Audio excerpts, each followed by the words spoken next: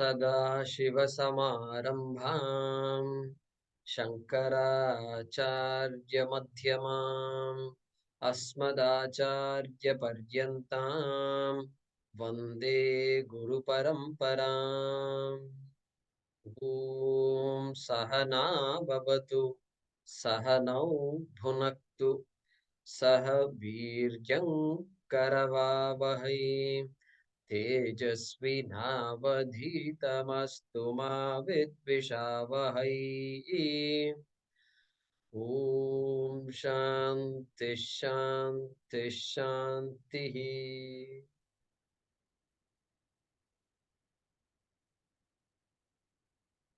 So today we are resuming with our fifth session in our series of talks and discussions.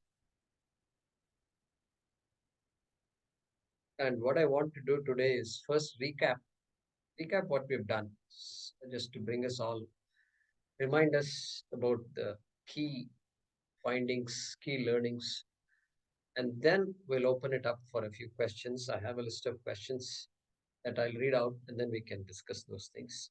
And then once that's done, we can continue further if we have time. Okay. So we talked about what is a human being actually seeking. Topic number one was, what is a human being seeking? What kind of categories? We listed them broadly under three categories. Okay, three categories. And that is artha, security; kama, pleasure; and the third one, very important also, it's called dharma. Dharma. Dharma is a broad meaning, but in general, you can say righteousness, and righteousness is a good way to start to understand dharma. Okay. These are the three things human beings seek. So we have to have the discussion, because finally the question will come, what am I seeking? Right? I seem to be going round and round, doing a lot of things, accomplishing a lot of things, but if I'm not fulfilled, we have to analyze that pursuit, we have to discuss that. So that was the first thing we talked about. Second, we talked a little bit, we pressed on this idea of ethics, and we initially said, yeah, animals don't have or need ethics, and it's only human beings that require it. And then we talked about various examples. Of course, there is family, there is profession, etc., professional ethics and all that. And then there is the ethics of the ecology, that also we talked about. And ethics, when it comes to our culture, Sanatana Dharma, is a little different than the ethics of the Western traditions, Christianity, etc. It goes beyond. For example, um, the a person can commit a wrong act, a crime, let's say, and then some kind of a minor, let's say, minor offense, and the law does not catch up to him. The law means law of the land. But and then the person can confess. In the church, you have a device called confession. Confession. The person can confess and can be pardoned by the head, their pastor, whatever you want to call him. And then the net effect of the ill effects of the crime get neutralized. Neutralized, correct? That's what a confession is. And so that such a thing doesn't exist in our culture, Sanatana Dharma. A crime committed has to be there has to be some kind of a impact of that crime. Okay? And the impact of the crime is not only what can happen within society, the law of the land, okay, and beyond that, there is something called a demerit. In Hindi, Sanskrit, we have something called papam, pap, and so this is a bit elaborate, and so that is there. So there is nobody, no other human being can intervene in this matter. Okay, this is a big difference between Christianity and Sanatana Dharma. Okay. Okay. That's by the way. I mean, I didn't say talk about it, but just came to my mind and we can explore it another time. Okay. Then we also said when I'm seeking something, I say I'm seeking happiness. And in the process, what we said was, I'm not, when I relate to another person, like a son or a daughter or a husband or a wife, when I say I'm helping the other person, actually it turns out that we are only helping ourselves. Okay. We are we are invoking the pleased self. I help my son because it makes me happy. I help my daughter because it naturally makes me happy. And I love my whatever spouse because it makes me happy. Okay, whatever I do, whatever I do, yeah, underline that, whatever. Okay, it is meant for this pleased self alone. Okay, so what about giving up one's life for somebody else? I am willing to give up my life for my children. If somebody says it is because very simple, that makes me happy.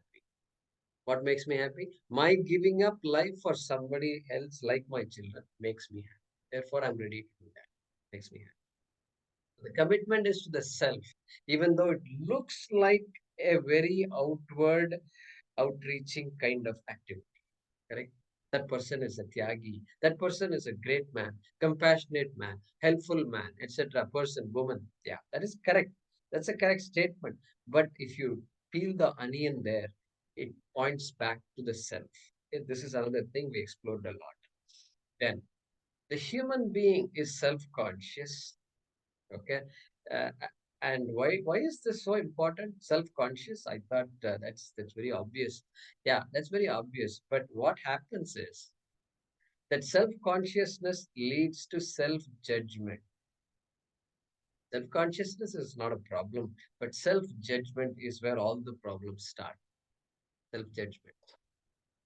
Whatever I'm conscious of in one's life, okay, things, people, situations, okay, we we deal with them.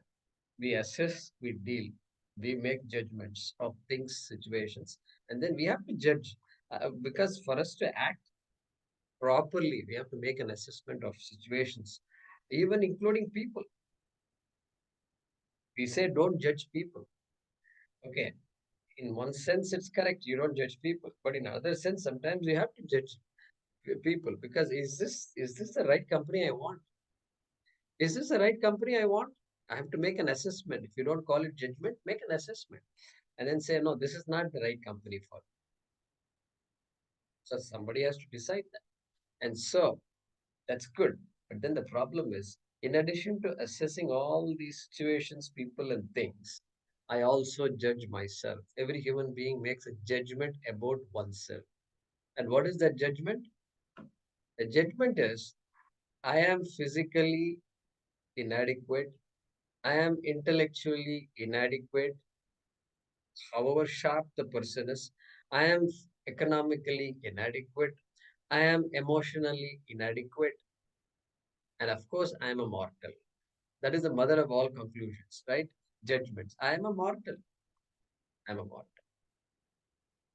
An animal cannot make this kind of a conclusion. Cannot. That is why an animal does not have emotional problems. Only a human being can have emotional problems. Every human being has emotional disadvantages and emotional entanglements that one has to work through. An animal does not have that burden. Human being does have that. Okay. Many speakers, many coaches. We have somebody here in our class, Narayan Kamath. He's a coach. He's a coach for people. He's a guide. He tells people, he unlocks the potential that people have. How do you unlock the potential of a person?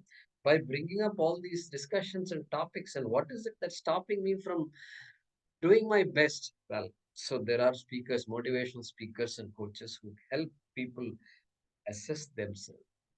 These coaches only help turn the turn the vision of the person inward. Enough pointing fingers. Now, in India, they say if you point one finger to somebody, three fingers are pointing at you. It's a very common thing. That Our parents have told us. And so we saw that there is self-judgment, which leads me to make conclusions which body is mortal is a correct statement, but everything else about what is being said about myself, our Shastram says that is not true. I am inadequate, I am a victim, etc. Not a true statement. That's what we're going towards. That's what we're going towards. Okay. So, self judgment. And then we also say, we also saw that all lifelong we desire security, pleasure, and dharma. And the desire is constant. And even though the person may be accomplished, even though the person may be quote unquote old, I'm aging, okay, what happened? What did you accomplish in the 60 or 70 or 80 years? If somebody asks, despite all that, I'm not fulfilled. I'm not happy. See, that comes from the self judgment, and and that's because the desire is constant. We saw that raga, that raga. I want raga, right? I want is constantly playing. And when I'm happy due to some circumstance, maybe a son or a daughter got an award, etc., we're all happy. The parents are happy, no doubt. But that moment of happiness, there is an applause, there is an internal applause, which drowns the raga, which drowns the raga. And then after the applause is gone, after the party is over, after all the people have left, we are left to ourselves. And at that time, that raga is heard. I want, I want, I want. Something I want. I don't know what I want, but I want, I want. So we saw that also. And so that's another point. Then we also saw that in order for us to make a judgment about ourselves, we need norms. We need norms for judgment. Make a judgment. If you have never had coffee and then if somebody gives you coffee, and how is this coffee if they ask you, you can compare coffee to tea or Coca-Cola, but you can't compare this coffee to the other coffees you've had. What they're asking is, how is my coffee? That's what they're asking. Did I make it well? But you can't because you don't have a norm. And so, to make a judgment, you need a norm. And what's the norm of a human being? Every human being has had those great experiences, happiness, happy experiences, joyful experiences. That's the height. The person knows I can reach that height. Can be any experience. And so, little less than that, okay, acceptable, acceptable. Lot less than that, not acceptable. Not acceptable. Everybody has that norm. Everybody has a norm for making those judgments. No human being is denied that joyful experience. And so those are those experiences that set the norm, set the bar, as they say. And we saw that as well. And we also analyzed that those joyful experiences. And we made an important observation. We said that experience of joy, the experience is sought by the seeker. I am the seeker. The seeker seeks something. That something can be a very far away thing, like a PhD degree, which involves a lot of work, which involves a lot of study and whatnot. And so it's far away. Then the day comes closer and closer, and then finally the university awards a degree, bachelor's, master's, PhD, whatever. And so a lot of hard work. And then the seeker of the PhD degree finally gets that degree. Okay. And so there is some joy. What is the joy? We said the joy is nothing but that's the time when the seeker and the sought merge where there is no longer the seeker. The seeker disappears. The sought disappears. The subject and the object fuse. Subject and object separation disappears. The separation just narrows into one flame of joy. No longer seeker. Nobody wants to be a seeker. You analyze every joyful experience. This is what happens. And so That's why nobody seeks anything for the sake of that thing. Never. And so that we saw that also last time. And so another conclusion we drew was this experiential happiness is not the same as fulfillment. If I did not say it, I'm saying it now. And so this idea of that's why this, so that's an important observation. Experiential. I have to experience happiness if somebody says, yeah, that's okay. That's the norm. That's what every human being wants. But that experiential joy is not the same as fulfillment. That is why the more subtle the pursuits, a person is a musician plays the violin or the guitar or whatever, person gets lost in it. And you see that person, if you ask that person about fulfillment, those persons' desires are not going to be gross desires, correct? Gross desires. So that person will understand much better when we say fulfillment is not the same as experiential joy. That person also has experiences joy, no doubt, but it's a different kind of joy. It is becoming more and more subtle, less and less gross. Okay? Same thing with parents. Bringing up children is not an easy thing at all. For 2 decades at least, they have to work it out. At least a decade, if not more, decade and a half. I don't know in Canada if the number of years is reducing or not. I don't know. In other words, at what age do children say, "Mom, that's enough. I'm an adult now. I know what to do. You don't have to tell me all these things." Because mom and dad are used to telling children all the time. So at some point, these children get tired and say, "You know what? Time's up. I can drive and I can vote, and I'm going to college, and that's it, mom. Thank you very much. We'll discuss this another time." So at some point, until that time, the parents have to worry about their children, I suppose. But anyway, so no parent asks for a degree. The degree, parenting degree. Hey, I parented my children for so many years. You have to recognize me for that. You got your master's in 2 years. What about me? Parenting, I should get some kind of applause. How come I don't get any applause for that? No parent asks for that. Very subtle. It's subtle. A parent always feels fulfilled at the end of it. I've done my job. I've done my job. So we saw that, and we also saw that by discussing all this, what's the value? What do we get out of all this? We're still going to talk about fulfillment. We also came to a conclusion that our definition of fulfillment, gross to subtle, gross to subtle, our definition of fulfillment, we are challenging ourselves that that definition should apply to every human being, not some specially accomplished people. So our definition of fulfillment cannot depend on a particular type of accomplishment, intellectual, economic, financial, familial, societal accomplishment. No, it cannot depend on any of that. All those accomplishments are good. Why they are good?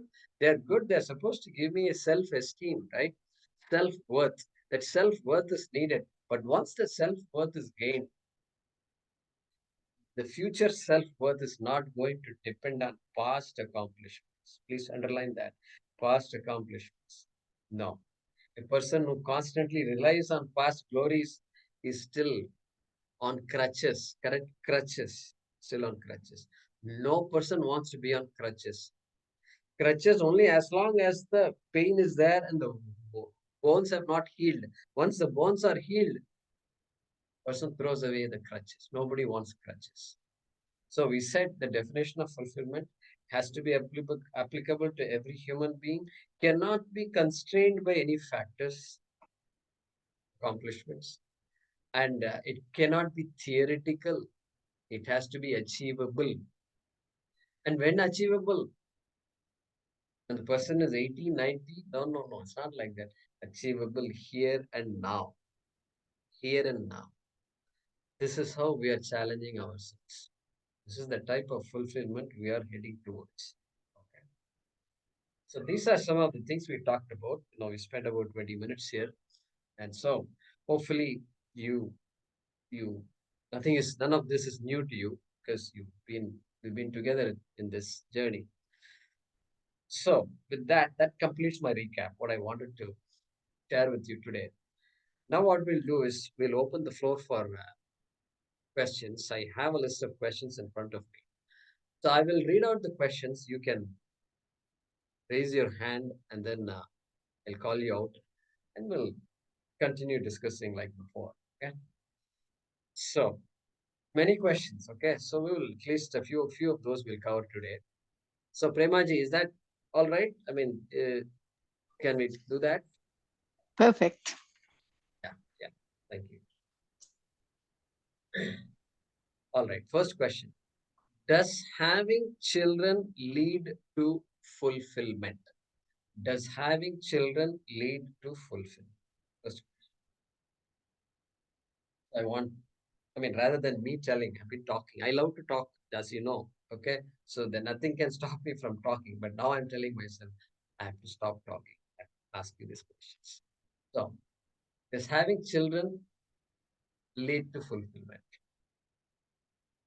Somebody were to ask you, if your child were to ask you, if your grandson, granddaughter were to ask you this question, how will you respond? Any of you? No right or wrong answer, right? Don't feel shy or anything like that. Just speak your heart out. Yeah, Mora. Well, it, it leaves it gives you happiness having children, but that's not fulfillment. That's not Happiness is different than fulfillment. okay. So people who don't have children could be fulfilled. That doesn't mean that having children is important to have fulfillment. Okay, good response. All right, I hope all of you heard that. Having children is not necessary for fulfillment. As far as all right, excellent. Any other answers? Yeah, Anand Sood, and then followed by Ayir. So having children, it's part of the road or the direction towards fulfillment. I think in this life, there are many things that we have to do from birth until the very end, and each will take us perhaps one step closer, or at least teach us how to get there. It's like a jigsaw puzzle, I guess. You go from step 1 to step 2, and sometimes, or like snakes and ladders, and you go down a few steps and then you pick yourself up and carry on. So this is one step or one of the many steps towards fulfillment. Good. So snake and ladder, I like that example. And doesn't life seem like a snake and ladder game? It is. Yeah. Good. So yeah, it has a value. In other words, when we say having children, okay, let's wait for uh, Iyer also. I forgot her name, Nareka Iyer, I think, right? Yeah. Now I've been thinking about the children and whether they can lead to fulfillment. I don't think so. I think we have children to satisfy something in us. We most of us like to see our own desires fulfilled through our children. I think that's the reason most of us have children. We want to leave a legacy behind through our children. We want to, and also I feel having children sometimes um, can drag us into that vicious cycle that we call Maya and karma. Now, if I did not have children, would I not be dragged into this karma? Yeah, that could be a different type of karma. I might actually be extremely unhappy if I didn't have children. That's a different kind of karma. But I think if people who make decisions nowadays because of climate, that's happening more and more. People don't want to have children, and they cite climate as one of their concerns. And they are perfectly happy not having children. I know quite a few who choose not to have children. They're perfectly happy and they see everybody as their own children. I think I've come to that point at this stage in my life because I'm a teacher. I have a lot of students and I see all of them as my children. So I don't put all my eggs in this basket of my 2 children. It actually helps me. That's all I wanted to say. Okay, good. So another interesting observation, which is we want to satisfy our unsatisfied desires through our children. Okay, this we see quite often among parents too. We push our children to do things that really I wanted to have done, 30 years ago. This is common. So that could be a reason. And another reason that came out implied from your statements is nobody likes disappearing from the face of earth. Nobody likes disappearing completely from the face of earth. So one way for me to not disappear completely is to leave a legacy. She used the word legacy, right? Something is there after me, at least my last name is there, something connected to me is there. And so there is, or something is constructed in my name, whatever. So we can't handle just leaving Earth without a trace, is it not? It's a scary thought. It's a scary thought. Possibly. We don't talk like this. We have never had a dinner table conversation about leaving the Earth without any trace, right? That can't be a dinner conversation, right? That can't be. I don't think so. I don't think so. So maybe that's subconsciously that is also there in us. But maybe there's no need for all these analysis. People love to have children, and children are a joy to be with. And so I want to have my own children. My own children. If everybody can have children, why not me, right? So that could be enough. And so, anyway, what would be the reason? Question was, does it lead to fulfillment? Then, if our definition of fulfillment is a stretched definition, not the basic happiness fulfillment, not that anymore. We're not stretching the definition. Well, if you want to go to that quote unquote permanent fulfillment, then we've seen so many people perfectly happy without having children. So that itself is a data point that tells me that having children is not a necessary condition for fulfillment. Okay, I hope we all agree with that, right? Okay, I'm going to come to the next question. Is stress a new phenomenon? Is stress a new phenomenon? It's not my question, okay? It's your question. According to Prema, it's all your question. She's been paying attention and writing these questions, which, there's so many things are coming up. So it's your question. Is stress a new phenomenon?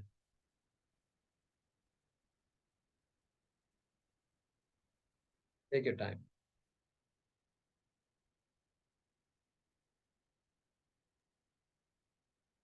Yeah. Yeah. Let's go with Neelam No, and it's then me. come back to. Yeah, go. Veena, you're unmuted. Go ahead. Speak, please. Okay. So it's not a new phenomenon, but it's more people gave it a name now. In old times, like our parents used to must have a lot of stresses, but they didn't use the word stress. It's like routine. They used to like problems come, problems solved. But now this modern word is more used word is to explain all these problems. That's what I think. Yeah, Neelamji. I also think on the same lines that stress is not a new phenomena. I think stress has been there as long as the human race has been there. it has changed its face, it has changed its appearance. And as Veena says, and we talk a lot more about stress than our parents or grandparents did, but stress always has been part of our lives, always. So I don't think it's a new phenomenon. Yeah. So we feel that it's not a new phenomenon. And suppose I were to ask, how do you know it's been there throughout? Did you interview people from the last generation? Were you there in the 1900s and the 1800s and the 1700s and 1600s? And did you talk to Abraham? What is this, Franklin, um, etc.? All these are past presidents and all. And is that why you're concluding and confidently saying, oh, it's been there for as long as humanity was there? Well, if I were to ask you, well, come on. It's such an easy thing. That's what I'm asking. How do you know it's such an easy thing, right? And so we don't know if the stress experienced by our parents and grandparents were more or less. We don't. I mean, unless we discuss it, we can't come to a quick conclusion. I'm just saying, I don't want us to make a conclusion about something that we haven't really thought about. Now, we might say things like, now, somebody might argue, parents might say, you guys have all the conveniences. We never had those conveniences. 24-hour electricity, air conditioning, heating. You have all these things. We didn't even have electricity. The word electricity was not there in the vocabulary. Suppose they tell us that. How do you respond to all these things? So I'm sure they had their sources of stresses, difficulties, anxieties, diseases, death. I'm sure the life expectancy has been going up, right? Going up. Nobody wants to die. They all want to live longer and longer and longer and longer. Push a little bit. 6 months, 1 year, 2 years. Keep on pushing. Nobody wants to. So that means amazing. Life expectancy. There was a time when life expectancy must have been 60 years, 58 years, 55 years, possibly. I would like to see a map of how the life expectancy has gone up through time. It'd be nice to see that. Anyway, so bottom line is, yeah, everybody has had stress. And go back to our analysis. Security, pleasure, dharma. Was it easier to be more secure those days? We don't know. We don't know. Wars were there. I've not seen a war in my immediate neighborhood in my lifetime of 60 years. Okay. They had wars. They went to fight. My great grandfather fought for the he was there in the freedom movement. Okay, we celebrate that. And so that means there was loss of life and early loss of life. These things are sources of stress and anxiety, no doubt. So they had their share. We are having our share. So stress is not a new phenomenon. I think we can agree on that, right? Anand, did you have to say something? Okay, no, all right. The stress is not a new phenomenon. All right, next question. Approval or acceptance of one's self, is it a reason for fulfillment? Okay, let me repeat. Is approval or acceptance of oneself a reason for fulfillment?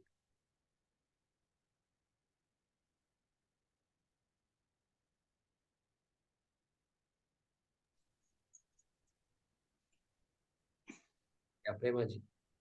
Yes, because if you're expecting it to feel better or to have value to you, it was one of the things discussed in the previous classes, because we are wanting beings and what we want keeps changing, that is a source of stress, because every time those needs are not necessarily met, and therefore every time it's not met, you feel that you're not being valued. The perception of feeling that you're not being valued is because you don't value yourself.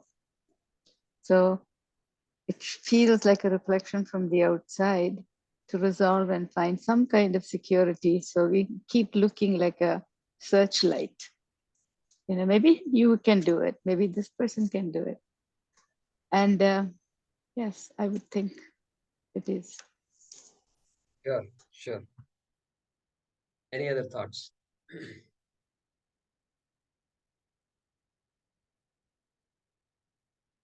Approval or acceptance of oneself. In other words, is self-approval a reason for fulfillment? That is the question.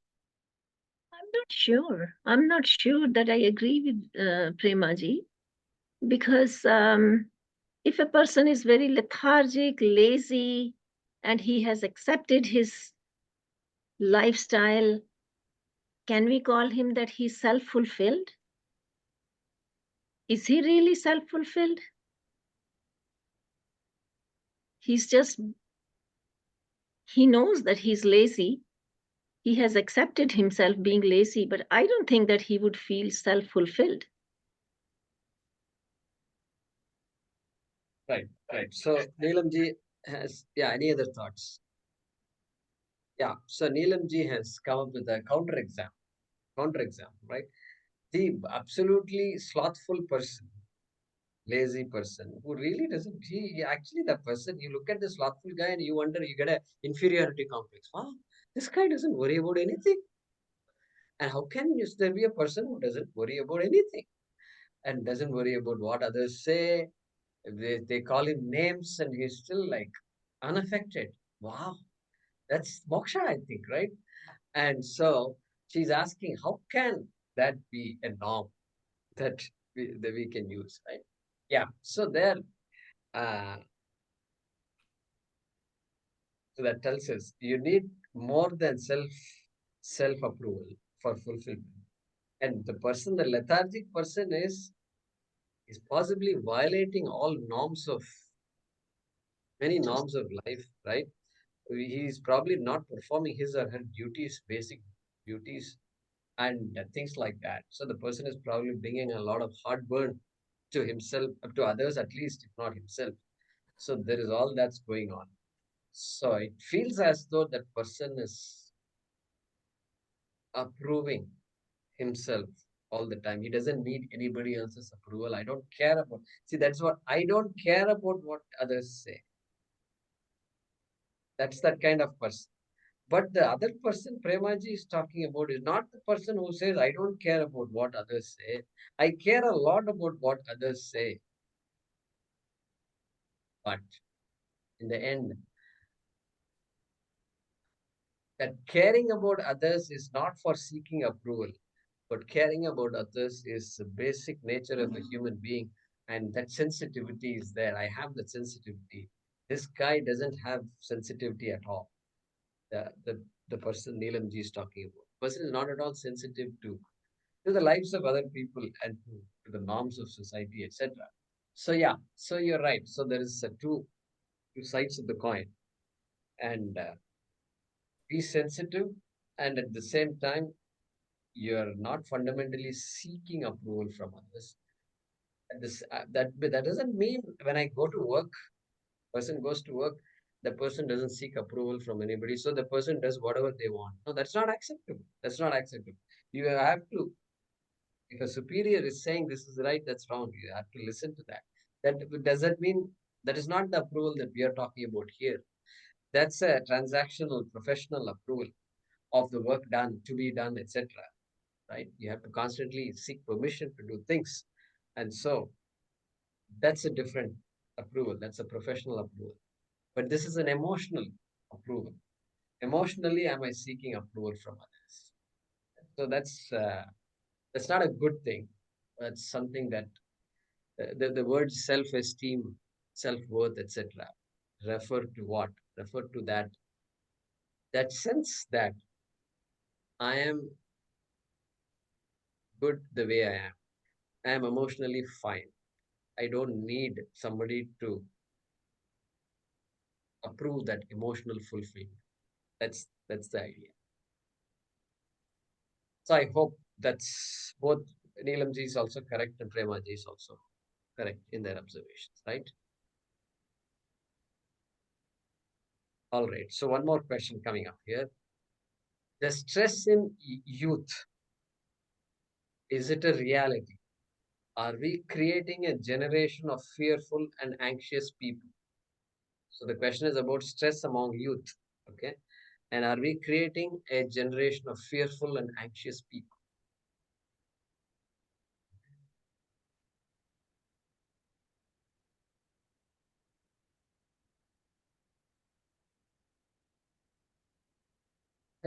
These questions are creating stress in us, is it not? Thinking about all this. What kind of question is it, If it is real, my God, that's a very stressful situation. Yeah, Narayanji, please.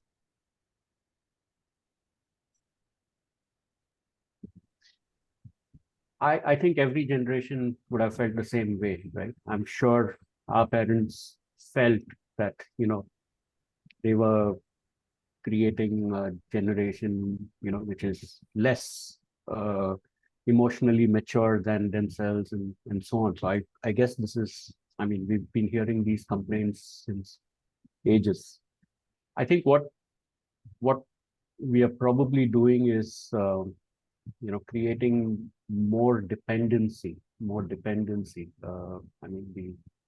The stress is what it is. The situations in the world are what they are, but the desire to protect our children, those who are close to us, is probably making them less autonomous, in the sense that they depend on us, they rely on us for making things better, or protecting them from what's happening out there in the world. And in that sense, there is an attachment both ways, right? We are attached to the idea of protecting them, they are attached to us for their protection. And I think that, to me, that more than the fact that we are creating a generation that cannot deal with stress, we are being more protective. Yeah, interesting.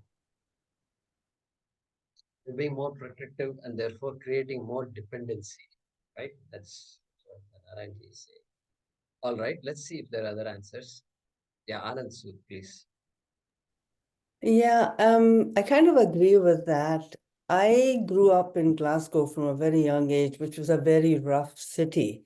And yet you could put a child in their pram outside all day, out of sight. You were inside the house doing whatever, and it was perfectly safe.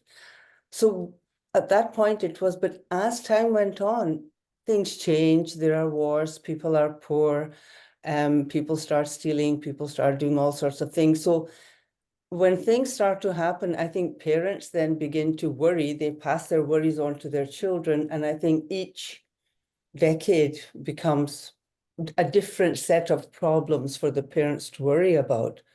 So in those days, we could leave children outside all day and there was no issues at all. But then by the time I was about 12, things happened and it was not, you could not do it. So nowadays we worry more about things like, I don't know, online predators or whatever it is. So I think children have access to these things, or they, get involved in these things without realizing the issues, but the parents are very stressed out and they progressively will pass that stress on to their children. The child may not understand why he can't be online and be chatting with strangers, but so the parents are worried and stressed, and then the child is stressed and he doesn't understand why he's stressed. So I think it's more a sort of a generational or over the years thing. As the world changes, science, technology, everything is contributing to stress, worries, whatever it is. Right. So yeah, I think that more reasons, more factors impacting children today, and more reasons for parents to be a little more protective also. And there's no choice. The parent doesn't have a choice. Less and less choice, because more tools, instruments. The phone is enough. The phone is enough to not only help us but also become a victim of that phone. And so, you parents are forced to be alert and forced to be somewhat protective. And so, those days, children are never at home. Those days, never at home. You can't find the child. That's it. The child will have lunch in somebody else's house, dinner in somebody else's house. That's how their life was. Today, it's not like that. Today, we don't even know who the neighbor is sometimes. So that's how it is. So, Can I so it also add is. something? Can I also add something? Please, Neelam. I also feel the world has become so competitive. The children's games, like in our childhood, there was a carefreeness where we were playing with the neighborhood children, just make up games. There was no competition that we have to qualify for this team, for that team. We were just playing, we were playful. But now there is so much stress on the children from young age, from a very young childhood age, where they have to perform, they have to qualify, they have to be selected, they have to make this team, make that team. That is already making the parents very stressful and the children very stressful. There are a lot of reasons for the stress on the children. Yes, there are.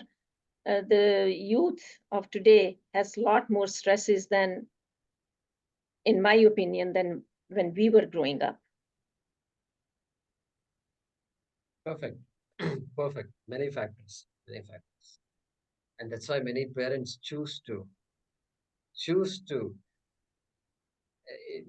have things like homeschooling, alternate schooling, so that they want to get their child out of this so-called rat race kind of system, where where they start preparing for exams by the time they're hardly first grade, second grade. You start thinking about the future. But a child is it's not the way to bring up a child, right? That's what many people say, which is true, because so the child absorbs that sense of insecurity at a very early age, and that's what we see in many situations. Yeah, Malati ji, please. Yes. I don't know if what I'm saying is going to be well received or not, but I feel that when we were growing up, the parents did take care of us, but they did not pay attention to every single mood change of ours and trying to fix the emotional problems. Yes, the serious matters, yes, they did discuss. But other than that, if you're angry or if you are sad or something like that, they would just say, okay, let her be angry or let her be sad. She will be coming out of it. She will figure it out. But now, I don't know if it is Google parenting or whatever it is, people think that we have to pay attention to every single emotion of the child and make it in such a way that they don't get a chance to fight their emotion, face their emotion, and see if there is a way to come out of it. Because we want to jump in and help them right away. So when anything that doesn't go according to their wish or something like that, the word stress is used even by a kindergarten, I think. Because she did not get the toy or she did not get to play with this particular person or whatever it is. Oh, my child is stressed. So the parents have to pay attention to that, and that becomes a huge one. So everyone uses the word stress. That's my observation as I am seeing the things, and with my own kids itself. Yes, I have been also a victim of that. Yeah, oh my God, oh, today is sad. Oh, why are you sad? Why are you sad? No, let them be sad for a day or two. Nothing is going to go wrong. But that confidence is not given to the parents. But When we were brought up, I think our parents somehow, maybe they didn't have time to look at each emotion of ours, whatever it is. And I think we are able to handle the stress much better than the children today. And they don't really understand what actual stress is. That's my opinion. Yeah, so all these are factors, important factors. I mean, there is a lot of truth to what you said. And I remember once, nice boy, that I was teaching them something, and he had to take some medicines. I said, "What medicine is he taking?" What is that? Attention deficiency syndrome. There is a particular thing they told me. My child has this attention. What is that syndrome? What exactly? That is the first time I heard this phrase. Since then, I've heard it a lot. And so, no, there's something, whatever, attention deficiency. That is the problem. The boy is not paying attention in class.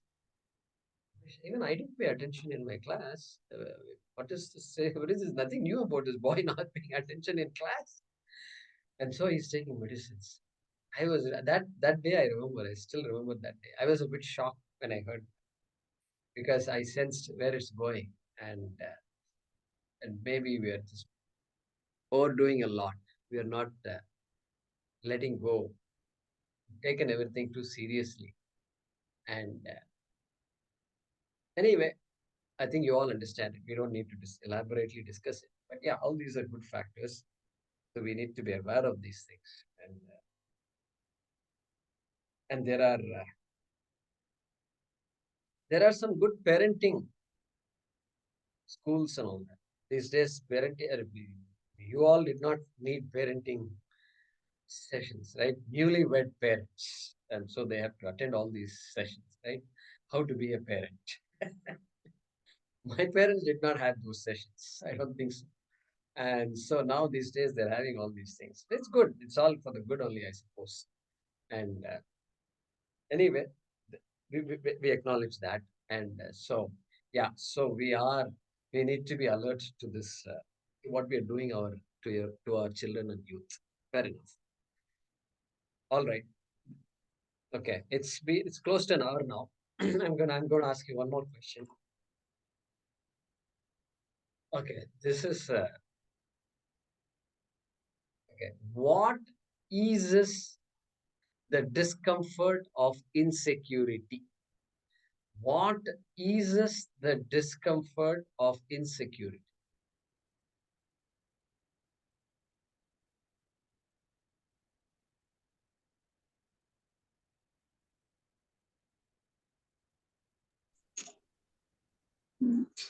The discomfort of insecurity is the feeling that you're small and you don't identify with your faculties or what treasures you have within you.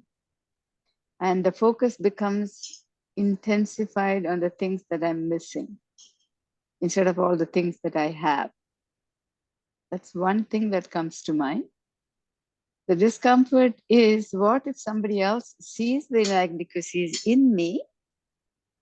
Then I become for sure a little bit less, because that one is affirming my insecurities. And it's painful because it makes you feel not safe. Because if you had these qualities, you felt you were like everybody else, and you could get through life. Like, for example, the two generations they were talking about. In my generation, after 6 p.m., you were not allowed to go out. You know, once the lamp is lit at the altar, you stay home. But in this present generation, children start work at 6 p.m. Their activities start at 9 p.m., 10 p.m. They work all night. So when they go without fear, they have no stress, because now they're not anticipating or reflecting your fears, which is the responsibility of a parent not to transfer. But when we don't have children when we are very mature, so we don't transfer anything. We transfer everything that yeah, whatever comes up, your fears, your concerns, everything. And so they later on turn out to be what they are. And then you say, oh, it didn't turn out like I wanted. Well, that's all the skills you had, and you didn't come prepared for it. So, you learn. That's a tool that you can explain how we'll get over, Guruji. Right. All right. Any other thoughts? The question is, what eases the discomfort of insecurity? Yeah, please, Neelamji. I think insecurity comes in many forms.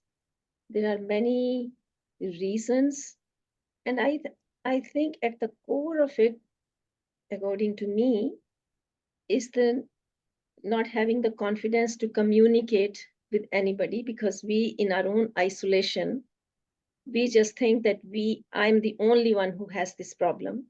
Everybody else doesn't have. And then on top of that, if I'm shy and if I don't have the confidence to not only communicate, just to share it with any friend or mother or parent or anything, then it becomes more and more intense in my own self. So I think if we learn the art of communication and being open, and somehow if we are taught in schools or gurukuls, that it used to be, that we have different problems. Everybody has some challenges, some problems. Nobody's perfect. It needs to be talked about. That gives us confidence that I'm not the only one who's suffering from something.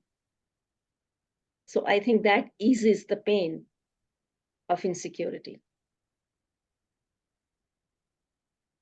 Learning to discuss, learning to communicate, learning to express in a Self. timely in front of people who have the capacity to neutralize that insecurity. Very good.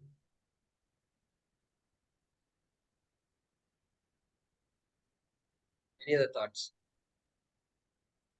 Yeah, so it's a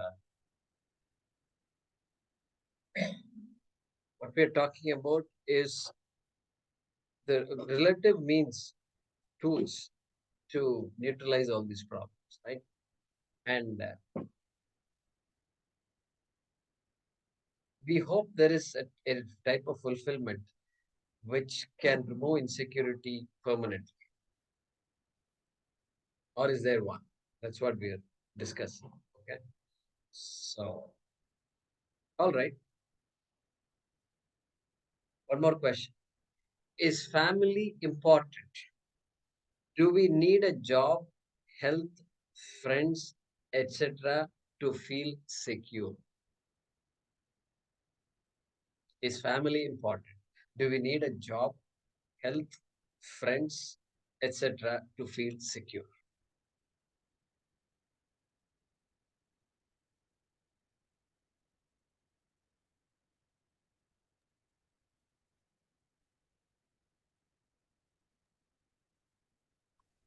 We definitely need health. That's the first thing.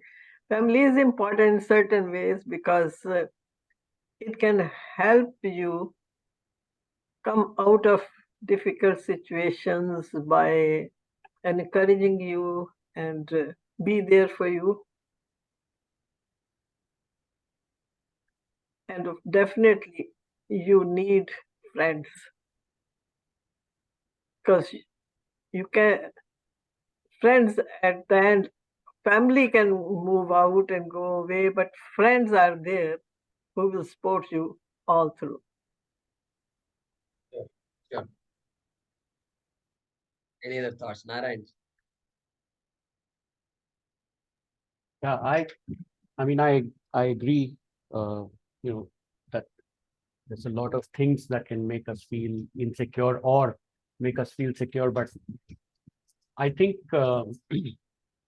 fundamentally it is something that we have to address within ourselves. If we keep So family, friends can definitely provide us security, but they can also be the source of insecurity. So it goes beyond any or all of these things that we're talking about. It ultimately has to come from within us. It, as long as we are dependent on something outside of us for that for feeling secure, I don't think we can really be secure or really feel secure. That's a good observation. Yeah, Karen. I was thinking about what you were saying, Guruji, about the raga keeps playing because there's always the wanting. And then when you get, like you were talking about the award, at that moment, the applause is there and the raga stops.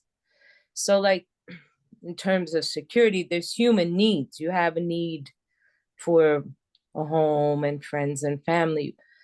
So I'm not discounting that, but I was really wondering if the raga stops, if the wanting stops, if the constant seeking for desire stops, if that in and of itself brings with it a feeling of security. The cessation of that, does that bring a sense of security to you? The cessation of that constant tune, the I want Yeah. tune that playing. Yeah.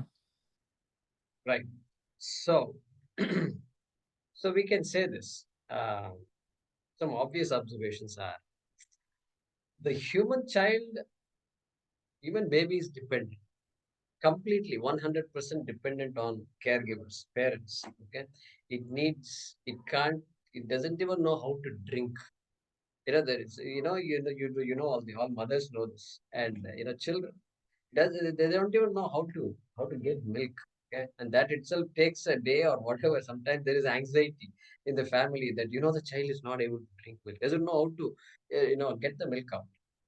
So that's how bad it is. Means how bad means what? That's how it is, and that is the one extreme. And then it keeps going on for years. The child needs help. Years the child needs. Years, completely dependent. And on the other extreme, you got all these other animals. Look at the animals. They seem so independent. Even the animals. I mean, the eagle. The eagle is the king of the bird family, and the eagle baby also. It takes a while before the eagle baby learns to fly. You've seen those videos on National Geographic, and it takes a while. It takes a year and then year and a half, 2 years. Also, it stays with the mother before it just flies away on its 2 years. Okay, but the turtle, it's not 2 years. Turtle is no time, 0 seconds, 0 seconds. The turtle never sees its mother. No turtle has seen its mother or father. There was one, and so there is that extreme. Can you believe it? It just every turtle is independent from the moment it's born. And so there is, look at the extremes. We say the human being is an evolved being, whereas this human being needs caretaking for such a long time, such a long. Yeah, so that's physical caretaking. We are not carried away. We human beings are not looking for physical fulfillment. We are looking for emotional fulfillment and spiritual fulfillment, which don't exist for a turtle. Only physical fulfillment is complete.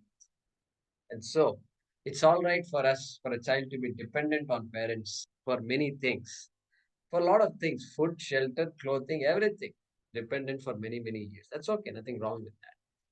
But along the way, the child has to know that if the education were proper, if the caregiving was proper, maturely done, then the child will know, yeah, this is how life is. And I am growing physically, no doubt, but emotionally also I have to grow, I have to get stronger. And that emotional independence has to come. Emotional independence, right? I could be 60 years old, but I could be emotionally still weak and dependent on so many factors. That is That's not where I want to be. Okay, all this the child has to be taught. This thing will not come just like that. Magically, the child is not going to be able to figure out. So all of us need to be told that.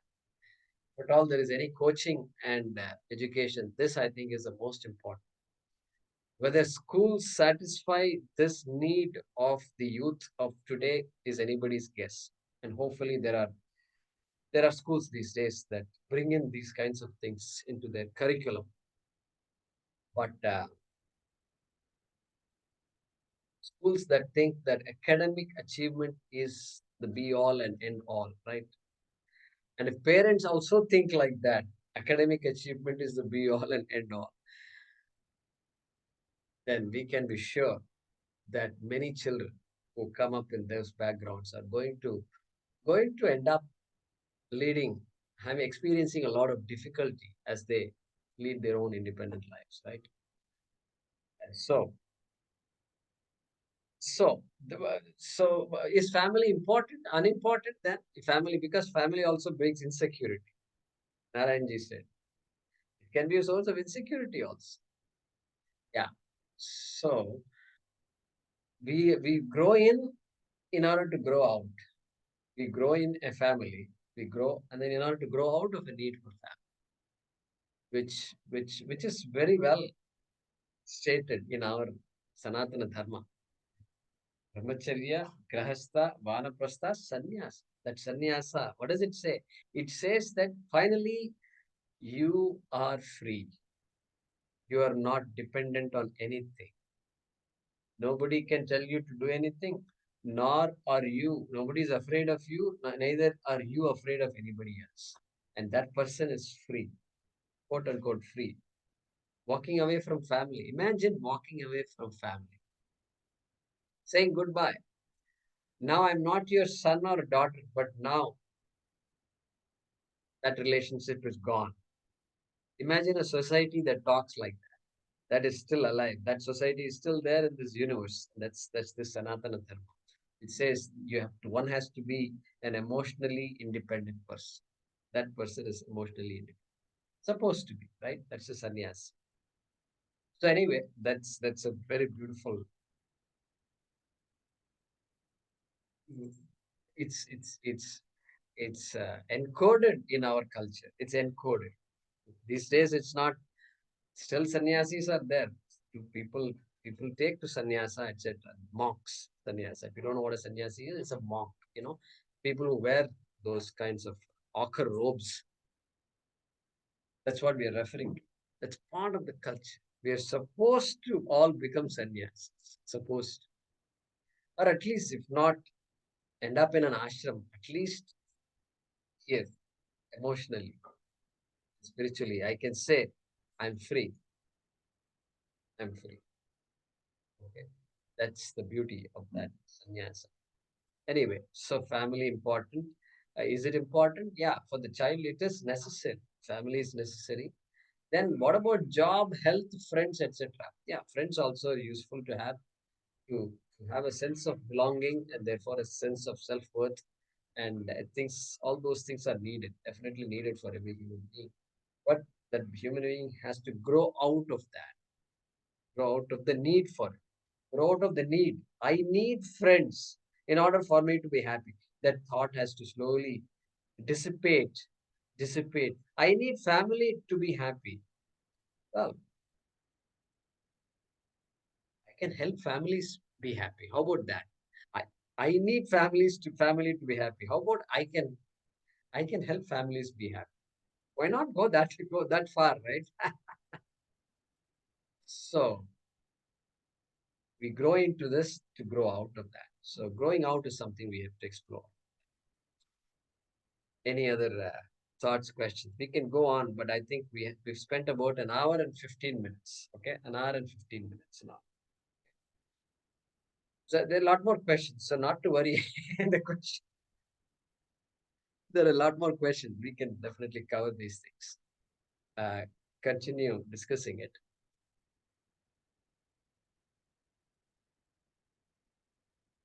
What we'll do is this. We'll pause here now and we'll just open it for general questions. questions that may have come up, could be related to what we've discussed, could be new questions. If there are any, let's talk about it. Concluding. Are you finding this value add, this discussion about Q&A? I mean, is this useful to you?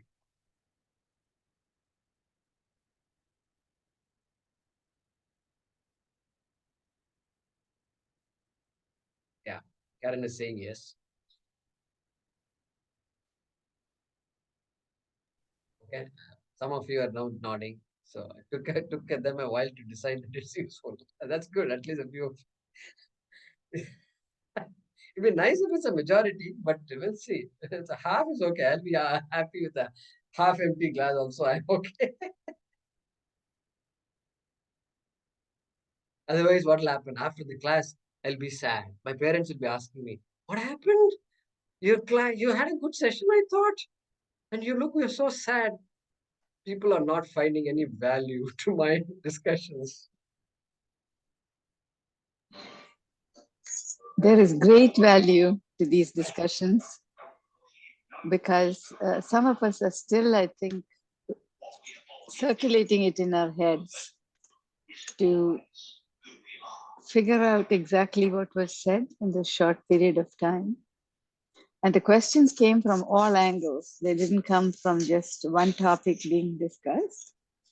So a variety of views are there, our own personal experiences, our own personalities. Some are shy. Some want to ask and they say, why didn't I take the opportunity when I got it? They will regret later. The students will regret later, not because it was of no value.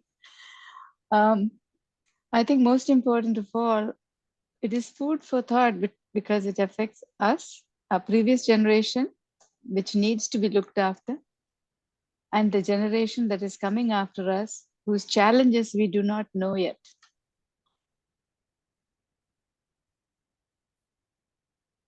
Right. So where are we going? And that idea of I'm going to vanish forever and there'll be no me is scary. It's also very scary to think that the other train is moving and while my train is static and two trains are there. One is moving, it's not yours. But looking at the other train, you get, oh, I'm moving. So that insecurity is also there because where am I going? Because that's also not known. So it's only a guess.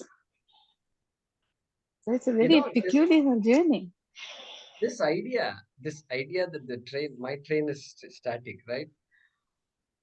The people of the previous generation, they never heard the word busy. I'm busy. I'm busy. I'm busy now. They don't understand what you're talking. They don't understand what is this busy. So when I went to grad school in '85, and just casual conversation, then suddenly he said, "I have to go to work." Next day again, I have to go to work. Then I have to go to work. I have to go to work. Then go to work? What are you talking about? You're a student like me. What you're going to go to work? And then I also ended up going to work after that. So this work, that language itself was new to me at that time, 1985. And now everybody is busy. The child says, fourth grade child says, I'm busy. So like we have just transferred all that anxiety, all that pressure. We have succeeded in transferring it to our children, haven't we? This is a new tradition. The tradition of shame, the tradition of fear, the tradition of anxiety. That's a tradition now. We have a new tradition. Amazing. Hey, Premaji, you sent me a question. Okay, this morning I see a message from you, and here it says, I have a question. Um, in the discussion of children, how can parents stop worrying? They can be invested, but still worried to the point of it not being healthy for anyone. Would like to hear his point of view. Okay, I think we discussed this, right? So children. Yeah, it's people who obsess with their children's problems. I think that's what is, I think I understood the meaning of that question to be this, that sometimes we are so preoccupied with our children and their insecurities become ours. and our insecurity becomes theirs. So we spend a lot of time trying to fix this, and sometimes there are no solutions.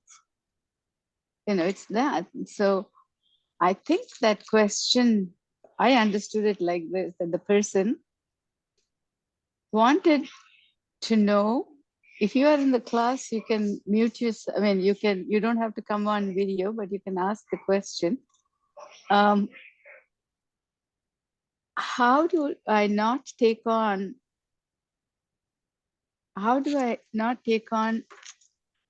the extra burden of my children also?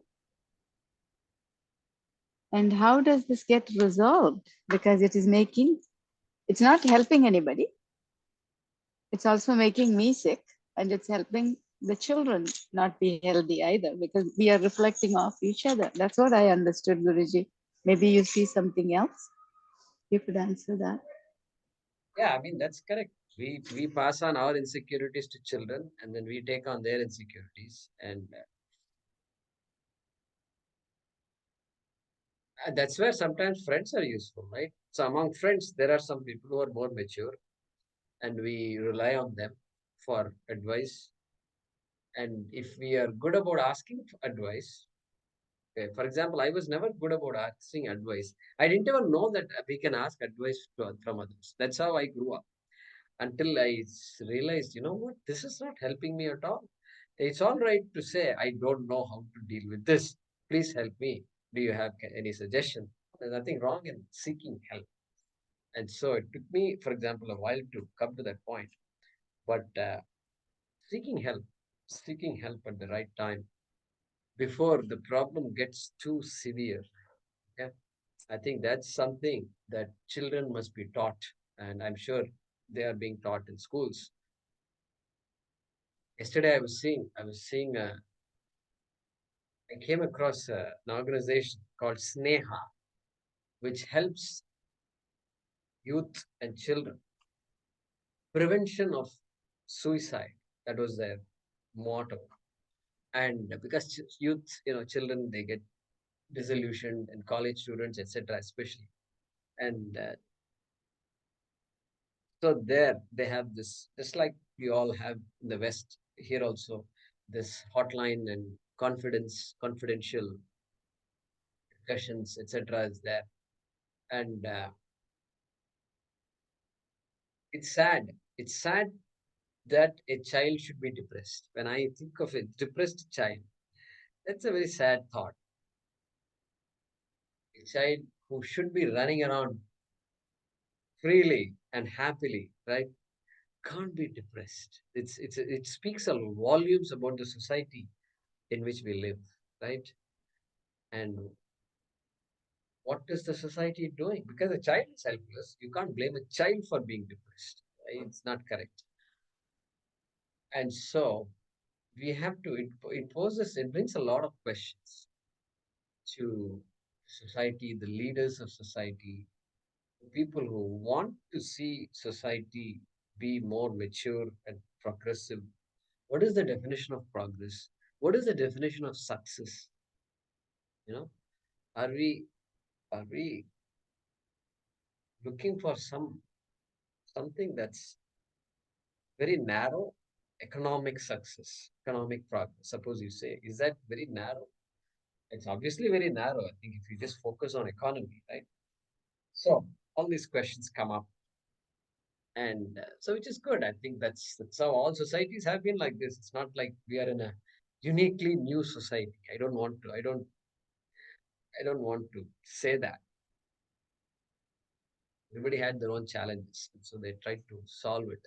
But as responsible citizens of any country, we want to contribute to the well-being of the society also, in addition to our own well-being. Because we are not well, we can't help others, right? Like the aircraft, they have this thing. When the pressure drops in the cabin, face masks will drop down, and then put your face mask on your face before you put it on your child. I like that. I like that thing very much. What a logic. The temptation is to put the thing on the child, but then no, don't do that. first take care of yourself.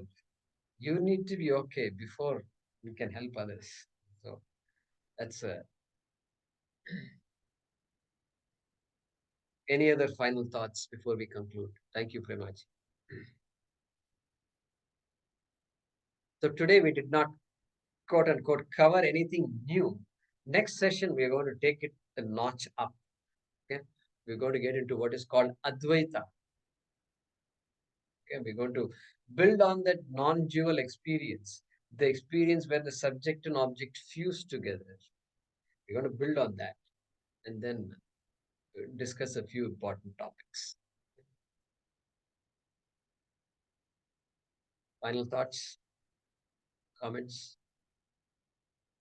Good. So all of you had your share. Okay, Nilamji. Oh, I was just about to say that it's thought provoking, because many of the things we just live and let it slide. We never really think so minutely about them. So it definitely, these sessions allow us to become a little bit more thoughtful, thought provoking, that we pay a little bit more attention, that why we are doing what we are doing, or why we are thinking the way we are thinking, what is going to be the repercussion. So things like that. Definitely. Anand Sood. Oh, no, I'm fine. Thank you. I enjoyed it very much today, though. It was interesting, very interesting. Very grateful, Guruji, for your input, because otherwise all these people would not have come together with one.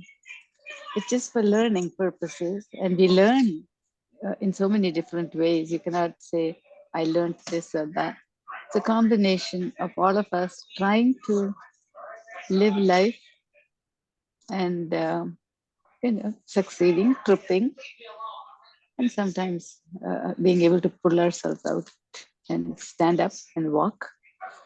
So very nice, very, very nice. I was particularly impressed with Mr. Kamath saying that there are ways and means of looking at things which, and Neelam is always a fund of ideas, and really appreciate it, your time and your wisdom.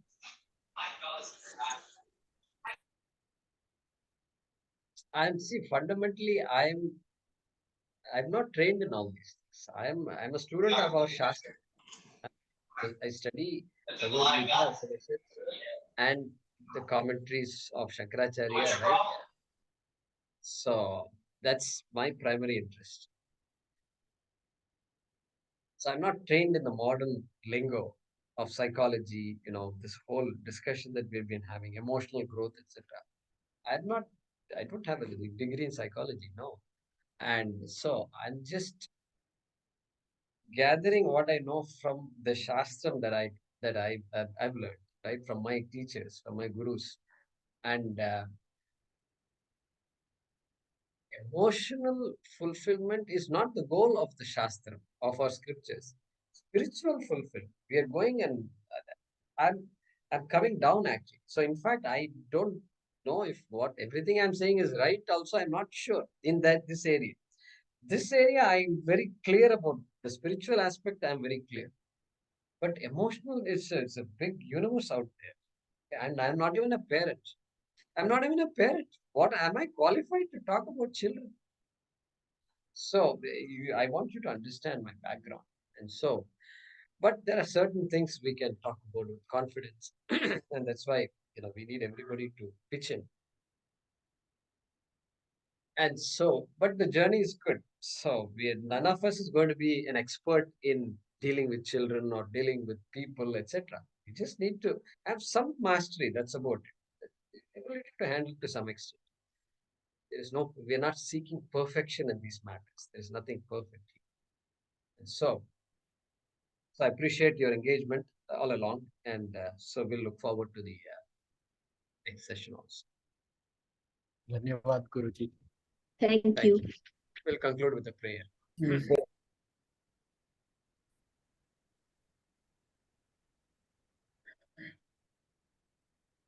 Om पूर्णमदः पूर्णमिदं पूर्णात् पूर्णमुदच्यते पूर्णस्य पूर्णमादाय पूर्णमेवावशिष्यते ॐ शान्तिः शान्तिः शान्तिः हरिः ॐ श्रीगुरुभ्यो नमः हरिः ॐ Thank you very much. Thank Thank you. you. Guruji. Thank you, Thank Guruji. you. Thank you. Thank you. Thank Take care.